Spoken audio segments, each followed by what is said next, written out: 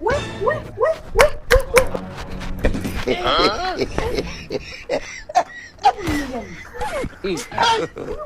God have mercy upon us. Yaani kukuangaika kote, kukufuatilia kote, kukufuatilia kote. Kumbe unatembea na kinyago huyu. Huyu kinyago usiokuwa na mbele wala nyuma. Yaani maziwa yake kama kanyonyesha mtu asili.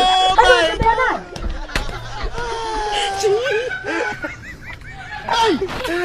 Sikiza nikwambie mwanamke.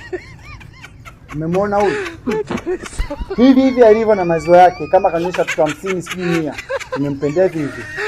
Na ndio maana Mwenyezi Mungu aliyapenda yawe hivi. Asingependa yawe hivi, angewekea mfupa. Ukiona hajawekea mfupa, kapenda kwamba yawe hivi.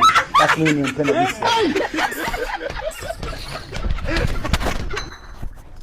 Nani yuko? Iangalie.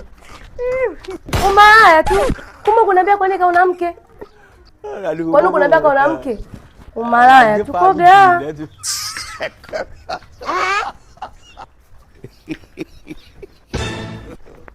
God have